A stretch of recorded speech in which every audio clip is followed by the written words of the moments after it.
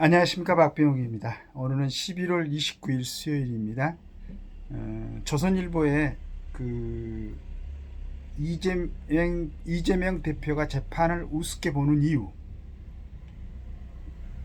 논설위원이신 최영규님이 써놓은 글입니다. 그 이유를 대략적으로 이 사건 재판부 내년 6월부터 1심 선고 못한 채 대부분 교체될 듯, 재판장 2년마다 교체 내규 때문, 그러니 이가 재판부 농락하는 거, 이렇게 되어 있습니다. 이제 한번 읽어보도록 하겠습니다. 웬만한 사람도 법정에선 주눅 들기 마련이다. 유무죄가 갈리는 형사법정에선 더 말할 것도 없다. 그런데 이재명 민주당 대표는 별로 긴장하지 않는 듯 하다. 재판에 지각하고 법정에서 가끔 하품도 한다. 단식 직후 열린 대장동 사건 첫 재판 때는 앉아 있기도 힘들다며 재판을 일찍 끝내고는 국회로 가 표결에 참여했다. 선거법 위반 사건 재판에선 국정감사 때문에 불출석한다고 해놓고 국감장엔 가지도 않았다. 재판부를 농락한 것이다. 보통의 피고인이라면 상상하기 어려운 일이다.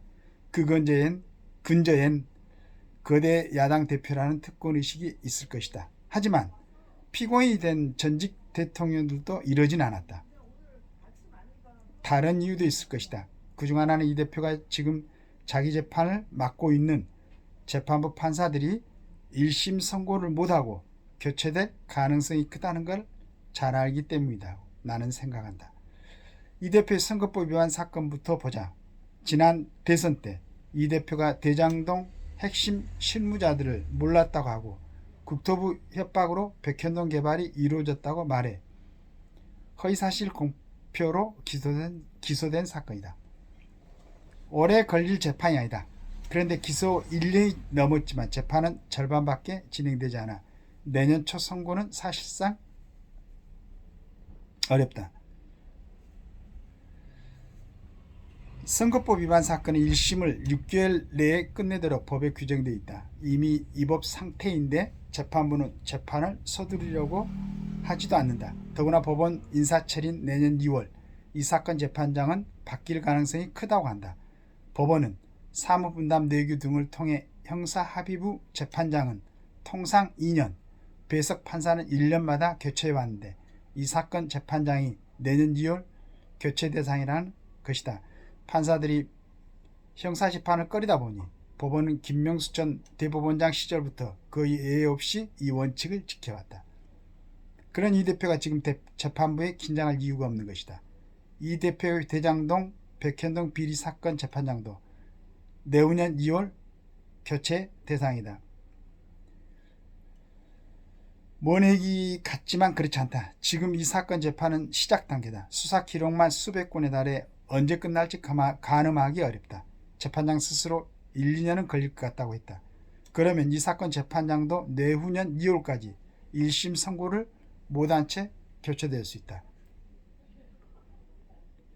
김만배 씨 등 대장동 민간업자들을 재판하고 있는 재판부도 내년 2월 재판장과 배석 판사가 다 바뀌는데 그 전에 선고할 가능성이 거의 없다고 한다. 판사들이 재판 구경만 하고 떠나는 폭탄 돌리기가 곳곳에서 벌어지는 것이다. 다른 재판에서도 비슷한 일이 벌어지고 있다. 무책임한 일이다. 재판장이든 배석 판사든 한 명만 바뀌면 재판은 공판 갱신을 해야 된다. 이미 이루어진 공판을 다시 하는 것인데 앞선 재판을 간략히 요약하는 것으로 가름할 수도 있지만 요즘은 피고인들이 이전 재판 녹음 파일을 다 듣자고 하는 경우가 많다. 그러면 거부할 방법이 없다. 대장동 민간업자 재판 때도 배석 판사들이 바뀌자 법정에서 2달가량 주요 증인 신문 녹취 파일만 들었다. 이 대표도 재판부가 바뀌면 이를 요구할 테고 그러면 재판은 더 늘어질 것이다.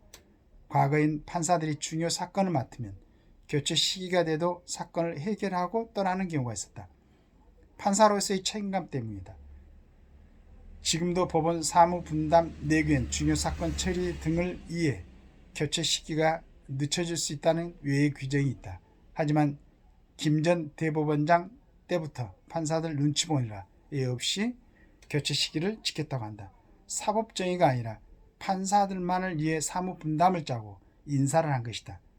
그게 지금의 폭탄 돌리기로 나타내고 있다. 심각한 문제다. 그러니까 저희들처럼 일반인들은 이런 내용을 모르고 살죠. 근데 읽어보니까 굉장히 심각한 것 같네요. 그러면 중요한 사건에 관해서는 뭐 2년의 결정이 안 난다. 그런데 다시 공판 갱신을 한다. 그럼 이게 언제 결정이 나는 겁니까? 물론 그 재판을 나중에 늦춰서 지연돼서 받는 게 유리한 사람들한테는 혹시 뭐 또 좋은 일일 수도 있겠지만은 일반적으로 법원에는 뭐 1심, 2심, 3심에 어떤 기간이 정해져 있는 걸로 알고 있었는데 이런 기간이 없는 것 같습니다. 그 다음에 한 재판을 그 일정한 기간 내에 그 먼저 맡았던 판사가 끝내야 되는 게 원칙 아니겠습니까? 어떻게 법원의 인사를 일괄적으로 꼭 해야 되는 건가? 그것도 의문입니다. 그 다음에 일반 판사들은 차라리 한 3년이나 4년을 같은 자리에 두고 어떤 사건이든지 간에 한번 맡았으면 그 기간 안에 끝낼 수도 있게끔. 근데 물론 이제 뭐 2년이나 3년 경과 뒤에 판사가 그 사건을 맡게 된다면은 그럼 또 그것도 또 불합리한 일이겠지만 저는 요 근래 그 대법원하고 헌법재판소의 어떤 그 재판 과정들을 보면서 대법원 판사들을 한 2년 만에 헌법재판관들도 한 2년 만에 교체가 됐으면 좋겠어요. 최종적으로 최종심에 있고 헌법재판소는 정말로 헌법에 관한 내지는 뭐 정당 해산이라든가 뭐 이런 중요한 재판을 하는데 한 사람의 어떤 일정한 생각을 갖고 있는 사람이 6년씩 있다는 건 굉장히 문제인 것 같아요. 제가 볼 때는 차라리 일반 판사들은 뭐 3년이고 4년이고 뭐 한 4년씩 그냥 근무하도록 하면 좋겠네. 일반 판사들은 물론 이제 특별하게 뭐 승진을 시킨다든가 이렇게 할 때는 하기 전 기본 원칙은 4년이다. 그 다음에 대법원하고 헌법재판소는 한 2년씩 이렇게 했으면 좋겠어요. 그래야만 국민들이 답답하지 않고 그 다음에 만약에 이런 선거법 위반 사건을 1심을 6개월 내에 끝내도록 법에 규정되어 있다고 그러는데 이게 지키지 않으면은 뭐 법관들도 여기에 대한 제재를 해야 되는 거 아니겠어요?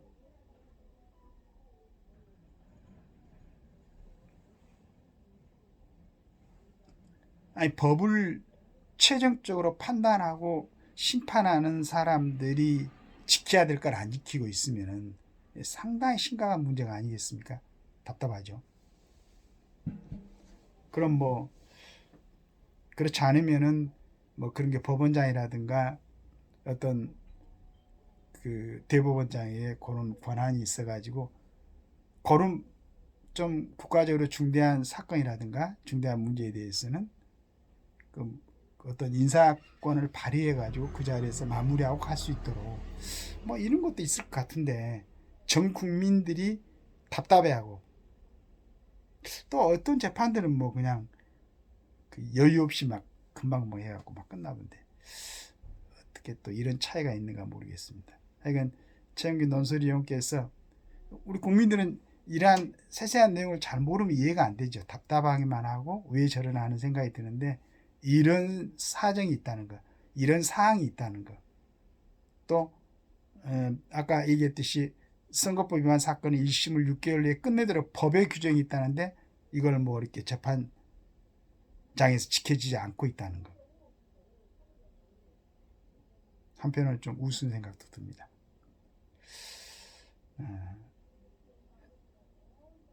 이런 부분이 국가 운영하는데 내지는 국민들을 대하는데 너무 그 법관들 위주로 법관들 편의에 의해서 지연되고 침체되고 그런 건 아닌가 하는 생각이 듭니다. 감사합니다.